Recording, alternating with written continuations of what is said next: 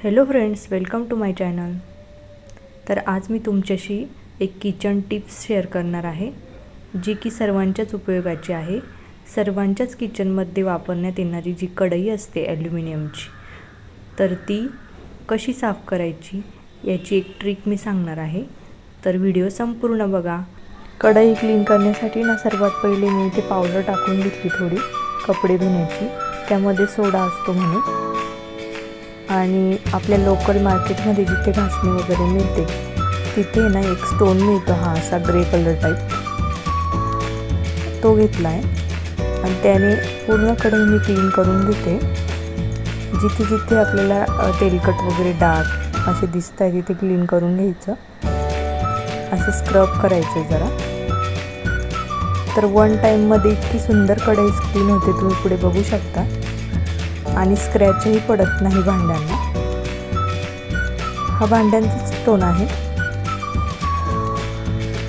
आणि किंमतही खूप जास्त नाही आहे, त्यामुळे मला ती शेअर करावी वाटली ट्रिक, म्हणून मी शेअर करते।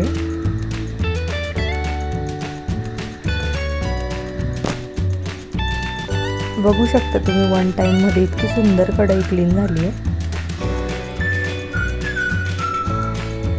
अगदी चकाचक झाली आहे। पुन्हा एकदा मी साफ करून घेते पूर्ण त्या स्टोनने,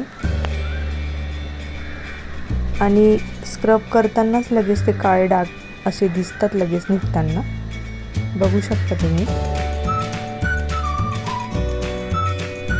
सर्वच गृहिणींना वाटतं की आपली भांडी असतात किचनची ती स्वच्छ चकाचक दिसावी,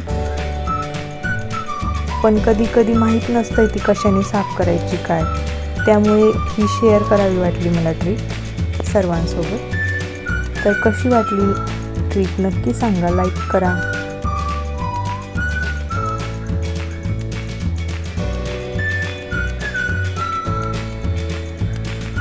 कढई क्लीन करण्याच्या भरपूर अशा ट्रिक बघितल्या मी, पण मला त्या इफेक्टिव्ह नाही वाटल्या, त्या वर्क नाही करत।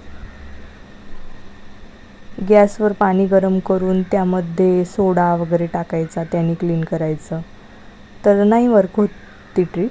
आणि दुसरी हार्पिक, ती तर मी कधी यूज नाही केली, कारण त्याने हाताला पण काही होऊ शकतं म्हणून। पण ही ट्रिक सोपी आहे आणि रोजच जर स्टोन वापरला हा कढयांसाठी फक्त, तर तुमच्या कढया कधीच अशा डाग असलेल्या दिसणार नाही, एकदम क्लीन दिसतील। आता ही दुसरी कढई जी आहे ती मी यूज करत नाही, पण आपली ट्रिक वर्क करते की नाही हे बघण्यासाठी मी डेमो करते यावर। तर त्यावरही छान वर्क झालेली ट्रिक, आणि ही ट्रिक मी कुठेही पाहिलेली नाही, मी स्वतः आधी करून बघते आणि मगच शेअर करते। आणि दुसरी एक मातीची पंती, मातीच्या पंतीने खूप छान क्लीन होतं, पण एकच त्याचा बॅड इफेक्ट आहे की त्यांनी भांड्यांना स्क्रॅच पडतात। प्लेन जर पंती घेतली तर मग इफेक्ट होतो, पण ही डिझाईनची पंती असल्यामुळे याने कढईला थोडे स्क्रॅच पडत होते। तर मी पुन्हा तो स्टोन घेतला आणि त्यानेच संपूर्ण कढई क्लीन करून घेतली।